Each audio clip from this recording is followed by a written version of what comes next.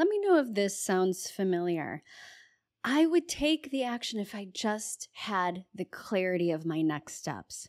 I'm feeling called to something greater. I just don't have clarity on what that is just yet. Today, I want to be a messenger of a harsh but liberating truth. It's not a clarity problem. It's a frequency mismatch. And it's why your next level vision still feels foggy. Because lack of clarity is a symptom. It is not a root issue. If you're in that moment right now where you feel like you should know what your gifts are, you should know what the next best step is on your healing path as a practitioner, as a guide, you should know where you are going, what decision is most aligned for you, but you don't. I want you to just take a breath with me right now. Let's just take a big breath.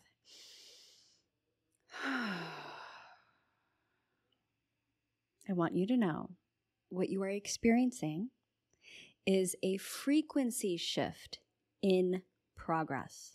If I had a dime every time someone cited lack of clarity as the reason why they cannot fully move forward, I'd be fully funded. I'd be stacked. And I get it. Honestly, I do. I don't mean to laugh at this. I'm laughing at myself because I lived in that fog for years, feeling a sense of powerlessness, feeling like if I just had clarity, then I could finally move forward. And that was my story for years. I remember the moment when I first heard someone say, lack of clarity doesn't actually exist. Oh, I was offended. I was first offended, and then I was intrigued because I realized they were right. And so I looked back, as we do, because hindsight is 20/20, and I asked, was it really true that I didn't know, that I didn't have clarity? And let me tell you, most of the time, the answer was, I did know. I did know what the decision was. I did know what was happening. I did know what I needed to do, and I did know who the F I was. But something in me, something hidden and insidious, wasn't fully willing to claim it. Whether it was fear, divine timing, nervous system overwhelm, trauma, programming, it wasn't lack, it was resistance. So today, I want to crack this baby open and liberate you from the illusion that you don't know. Welcome to the Feed Your World podcast. I am Vanessa Rodriguez, intuitive guide, Akashic channel, and clinically trained healer who has been guiding gifted practitioners, light workers, mystics, soul-led healers for over 12 years through the messy middle and into deep resonance with their truth, with their soul path. I have supported clients and members in my community in navigating burnout, overgiving tendencies, and the invisible ceilings, despite having decades of experience as practitioners and healers that they still come up against. I have walked this path too. I know what it feels like to be the go-to for others, to be able to see clearly for others and still feel like your next step isn't clear for you. It hasn't landed until I learned this, that clarity isn't downloaded. Clarity is remembered through resonance. So stick with me in this fireside chat. It's fall time here where I'm at. The leaves, as I look outside the window, are turning beautiful colors, and that crispness is in the air, which means it's fireplace season. And today I want to have this cozy chat about this concept and myth of lack of clarity. And my intention is that you leave this episode with a completely new understanding of what lack of clarity actually is, some tangible insights into how your brain and nervous system might be filtering out your truth, and powerful exercises to shift out of comparison and into the resonance of your own truth. And then I'll offer up some complimentary, free, as well as paid ways to walk through that spiritual fog without bypassing your body or intuition. Let's start off with this concept of lack of clarity, because that's absolutely something that I have experienced in my own life, and that 99% of the people who come to me have this symptom, and that's what it is. It is a symptom. It's not that you can't see. When we talk about, even in terms of that language, clarity, clair, it's about seeing. It's about light. It's not that you can't see. It's that you don't feel in resonance with what you do see and what you are experiencing. So this fog-like experience, it's a kind of incoherence. It's a misalignment in your field that is being caused by a discordance between who you truly are at the soul level and what desires to be fully expressed. A discordance between that and what you are currently expressing and tuned into. So it's very similar to physical symptoms. The fog is a signal. It's a sign, a message from your system. For example, if you have pain, pain is not the root cause. Pain is a symptom. It's a message and information that is our body essentially alerting us to something that is out of sync, something that is off, something that is out of coherence within our field and our body. It could be part of a healing mechanism, because we often get pain from inflammation, which is part of a healing process. But if we have chronic pain, that means that there is something that we are holding onto that is discordant with our body, with our frequency. Imagine that clarity, accessing that clarity that you desire, is the summit of a mountain. You feel the call. You know it's up there. You crave seeing from that summit. And your soul starts sending you calibration signals. So every discomfort, every ache of this is not quite right is a breadcrumb. But if you're not at the summit yet, it may feel like lack, but it's not. So what do? You take the next aligned step, literally the step that's in front of you that feels the most resonant. You don't ask, are we there yet? Are we there yet? Are we there yet? With every step, although maybe, the inner child toddler part of us might be asking that. But what we do when we're going up that mountain is you are constantly orienting toward the peak, and you keep moving. You make micro shifts, micro reorientation, depending on where you are and where that summit is. When it comes to that sense of clarity, it's more about a feeling. You might get sidetracked. You might have to go an alternative route, one that is unexpected, and it's not a complete straight linear journey or process. But even if you veer off far to the right or to the left, you make those micro shifts that allow you to continue on toward the summit.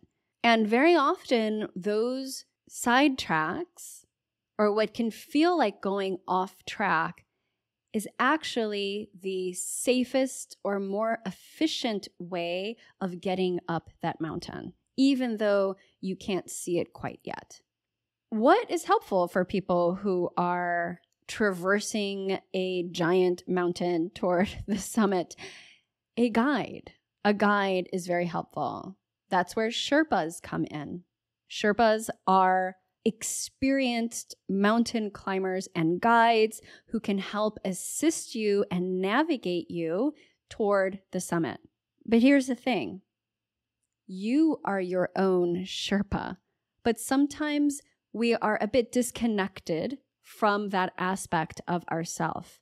So it can be helpful to call in or invite in a divine mirror, so to speak, to help us remember, someone who can reflect the guidance from your own inner Sherpa and reflect that back to you.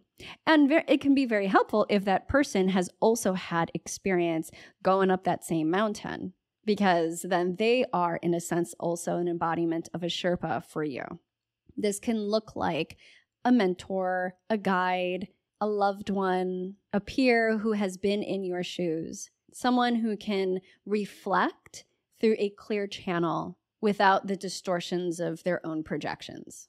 Now that you know that lack of clarity is a symptom, how do we begin to make those very significant micro shifts that are going to allow you to reach that summit, to be able to access what it is that you are actually searching for, which is coherence in your frequency? And that's where your nervous system and your brain come in. You may know of the reticular activating system, RAS, which essentially is a part of the brain that controls what you see, what you notice, what you are aware of. It is the filter, the natural filtration system of the brain, because we are taking in an unbelievable amount of information and input.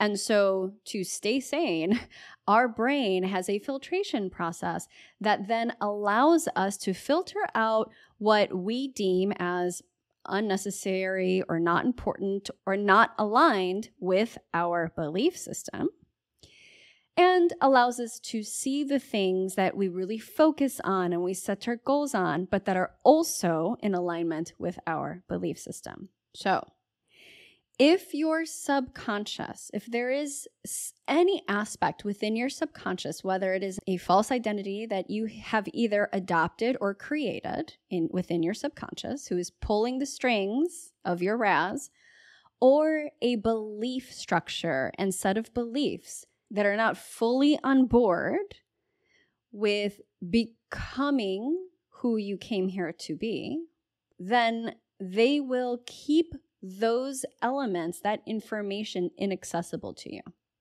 Even your own truth, it will hide it from you. Because if it perceives it as threatening or dangerous, you will not see it or feel it. Your nervous system is the bridge. So your nervous system is the bridge between the seen and the unseen. If clarity, for whatever reason, of what that clarity and that coherence unlocks potentially for you, if that feels unsafe on any level of your being at a subconscious level, you will not access clarity. You won't see it. For example, when you start thinking about red cars, you really want to purchase a red car, all of a sudden you see them everywhere, right? That's your RAS at work. You've told your brain, this is important. And your subconscious doesn't have a problem with seeing red cars. In fact, it's probably aligned with your belief system. So you're going to be seeing red cars everywhere. But the same thing with clarity. But if your subconscious sees your truth as risky, because it is, because you will risk it all, your life will change. Your current perceived reality, your life experience as you know it right now, will absolutely change when you fully embody your truth. So that, to your subconscious, feels risky. That feels dangerous. Because nobody likes change, right? There's too much danger with change. It will gate it. It's what's called gatekeeping. Your RAS, the reticular activating system, will gatekeep that information. So we have to retrain the system. We have to regulate the nervous system, and we dissolve those adopted or false identities and beliefs that say it is not safe to embody my truth. It is not safe to step into the fullest version of my healership, of my spiritual gifts, of my intuitive channel. It is not safe to be seen and to shine. We dissolve those identities and beliefs so that we can then reprogram and program ones that are in support of our truth and who and what we came here to be and do. I want to talk about now another side effect of this incoherence, this frequency mismatch that you are experiencing that then leads to this experience of lack of clarity.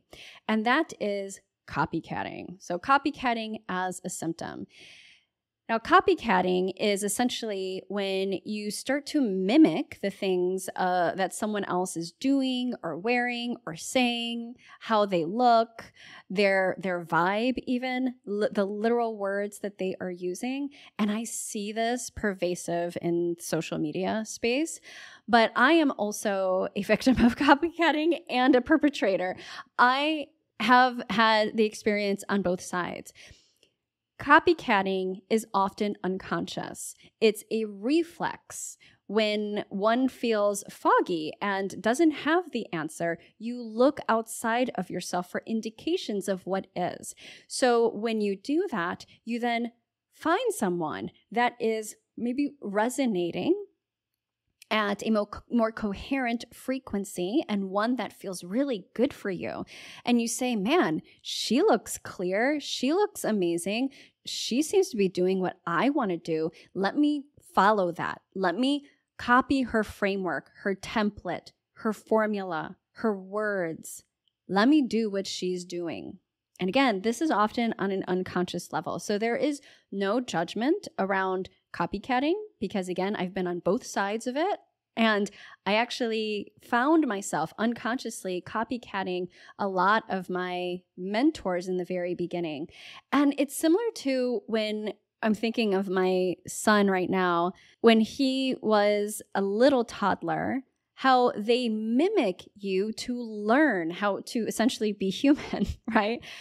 And that's part of the development. You could say that on a frequency level, like on an energetic and spiritual level, we are in a form of toddlerhood, if you will, when we find ourselves copycatting in that particular aspect of our life. And we're doing that because we're almost like using training wheels. What does this feel like? Trying it on. Is this right for me? But you learn quickly that that's not the answer. What you're really drawn to isn't her formulas or strategy or the words that she's using, but it's her coherent resonance. It's that magnetic authenticity that you cannot match because that's hers. But what it is that you desire is to resonate in a coherent frequency with your truth, which by default, as a wonderful side effect, cultivates magnetism. So that feeling of, I want what she has. Maybe it's Maybelline. That commercial just popped in. That's your essence asking you to remember. It's saying, hey, see what she's doing? Do you feel the essence of her energy and how resonant it feels because it's coherent?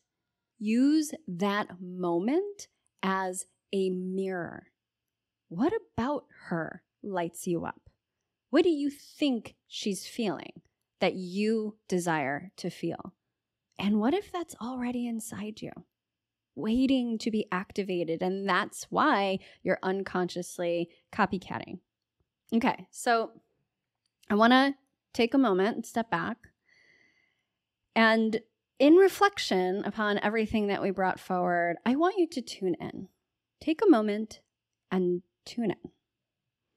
Maybe take a few grounding breaths to center and anchor into your being, your core essence. Drop into your heart space. And I want you to attune to your frequency. So there's the one that you are inhabiting right now, that you are living and emitting. And then there is the essence, the frequency of the truth that is calling you forward, that summit of the mountain. And that difference, the distance between the two, the discordance between those frequencies, that is where those uncomfortable, painful, urgency types of experiences come forward. That's where lack of clarity lives. That's where envy lives when you look at somebody else who's doing what it is that you're doing, or embodying a way of being that you know you can embody yourself. So, without judgment, simply feel that. Notice it and honor it, because it is a signal that's guiding you. It's your soul that is guiding you forward, because that pain, that sense of discomfort, yearning, longing, that urgency, it's motivating. It's energy that moves you. It's pulling you toward something. And it's not your job to know exactly what it's pulling you to, or even what the next 20 steps look like. That's not your business. Your business, what you're being invited into, is to notice and follow it. Simply the next step that's right in front of you. So, in this space of connecting with your heart and your frequencies, I want you to now become aware of what identities or beliefs are alive in your subconscious field that might be filtering out your truth, that might be speaking to your Raz, telling your Raz, keep this out of her vision. What would it feel like to trust what's already whispering beneath the noise? And to bring a level of compassion for those identities and beliefs that have been preventing you from seeing. Because ultimately, for the most part, they are there to protect you, even if it's not logical, even if it's not supportive for you at this point in time. At some point, on some level, it did, and it made sense to adopt that identity or belief system. And very often, we've inherited these from our family line, our ancestry, from others in our community, from society, and of course, from past life experiences that we carry the residue of. I want to bring some examples and case studies of real healers that I have worked with in mentorship and supported. The first is, I'll call her Susie. She's an integrative psychotherapist, and she was and is very science-based, exceptional at her work. Really good. Was doing it for over a decade. But something felt off. And somehow she found me and decided she wanted to work with me to discover what this was about, because she was feeling a level of self-judgment and pain around this. I mean, here she was doing really amazing work, really good at her craft, supporting people very deeply through hardship and tough stuff. And yet, it didn't feel quite right. There was something within her that said, there's more.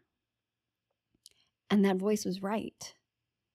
So if you are hearing that and feeling that, and you're feeling a level of guilt or shame about it, or quieting it down because you're saying, this should be good enough. I should be grateful for this job that I have, this career, this work, to be able to do this. I want to give you the permission to dream beyond your current reality. To honor that feeling that comes through that says, this is not quite right, that there is something more for me, and that that's okay. So through our work together, she stepped into mentorship with me, and I accessed the Akashic records, astrology. We trained her and initiated her into Akashic records as well. And I received clear information that she was a medium, a psychic medium, and that she was meant to bring and incorporate her powerful intuitive and spiritual gifts into her healing work. Now, the first time that I told her this, I remember she just gave me a blank stare because there was obviously this was a lot of information for her to take. It wasn't like she was looking for that on a conscious level, let's be clear. But later on, like a year later, she told me that, hey, remember when you told me that? I didn't believe you. And I actually was afraid of that. And what she had to work through incrementally in her own time was confronting the identities and beliefs that did not allow her to see the truth of who she was. And when I was connecting with our Akashic records, she was the one guiding me. I was tapping into her higher self, who was the Sherpa that I was channeling, right? And as well as some of her guides. And after our work together, and after she began to open up her awareness to do the alchemy work at the subconscious level and support her Raz and allowing her to open up and see the things that she was not able to see before, everything changed. She started to incorporate more and went on to get trained in things like hypnotherapy and past life regression work, sound healing therapy. And now she integrates all of that in this beautiful, unique way that is absolutely aligned with her unique energetic signature and who she came here to be. Incorporating that, weaving that into her clinical practice as a psychotherapist. Something that she had a lot of resistance to and she didn't actually think was possible before. I'm feeling called to share one more client and case study with you. And her name is Tuesday. I can share her name because she was actually on the Feed Your Wild podcast. And she is such a beautiful, special human.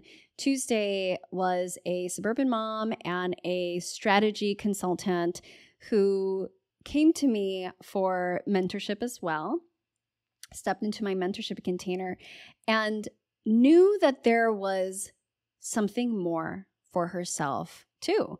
She had been trained as a therapist and she was a strategy consultant. She was successful in the work that she was doing, but there was something more. There was something calling her, that summit. And she didn't know quite what it was or how to get there, but she knew the power of calling in guides, mentors, other Sherpas to support her in cultivating that resonance, that coherence within so that the clarity would come through and she can then take the steps that she needed to take. Together, she built a relationship with the Akashic records as well, initiating into and training in that work. And she began bridging it with her own body of work, which was goddess work. Something that she had been diving deep into on a personal level and felt that it was time to bring it into her professional space. She has now transitioned her body of work into being an oracle for the goddess, weaving that into her coaching, working with the Akashic records, starting her own podcast and spiritual business, and fully embodying her channel. These women didn't find clarity. It wasn't something that was downloaded all of a sudden. They accessed that clarity that they were looking for by remembering who they were and who they came here to be, and taking the micro shifts and steps that were necessary in order to be able to cultivate that coherence in their frequency. Clarity isn't something that you chase. It's something that you attune to and cultivate through your own frequency. Again, it's about coherence. That is the feeling that you are chasing. That is what is holding back your conscious brain and awareness from seeing, because of the programmings, because of your reticular activating system, because of your nervous system. All of those work together. And if you're interested in taking these steps, I have some beautiful ways to support you. Some are free and some are paid. The first is my Cosmic Clarity Akashic Activation. This is a beautiful meditation audio that you can listen to. I highly recommend you listen to it in those liminal windows, those hypnagogic spaces of early morning upon waking and just before sleep at night. And this attunement starts to bring your awareness to that discordant energy and what your truth actually is. It helps you in getting out of that beta brain, which is the day-to-day operating, the to-do list, and into that alpha and theta state where you are then bypassing those subconscious hurdles and tapping more into your whole spiritual self. So literally shifting your vantage point.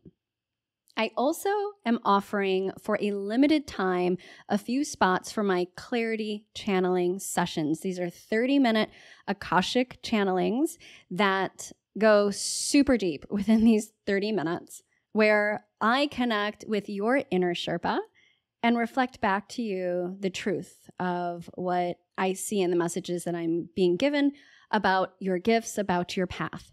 For a limited time only, I have these for 40% off.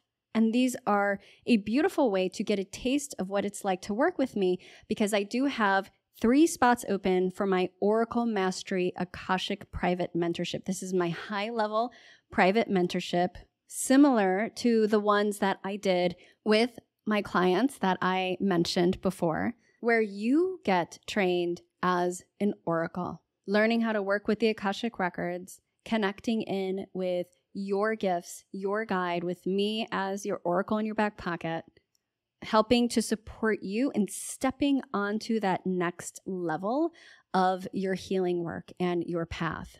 So this is definitely for those who are ready to transition into your next level. And the clarity channeling session can be a great way to connect in and see if we're a fit, but also receive profound insight and value in those sessions. Limited spots. If it calls to you, all links are in the show notes for you.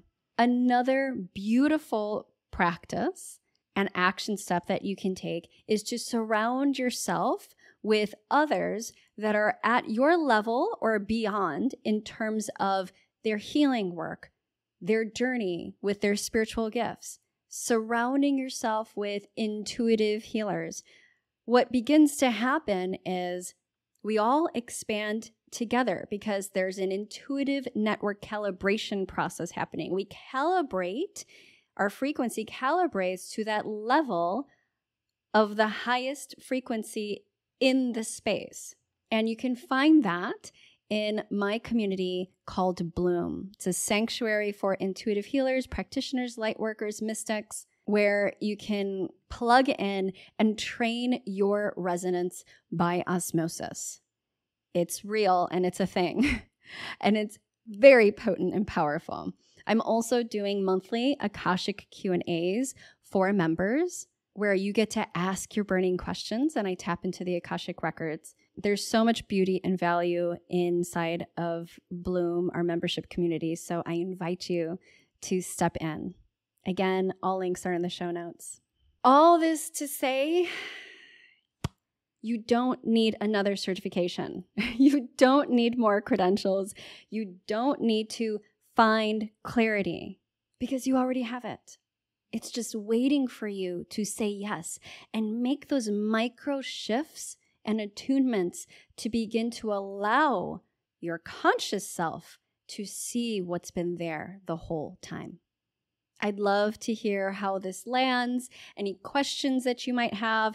If you're listening in audio version, podcast only, I encourage you to hop over to my YouTube channel, Wildly Rooted Spirit, where we can get a conversation going. And be sure to like and subscribe if you found this supportive. Sending you so much love your way. Until next time, be well.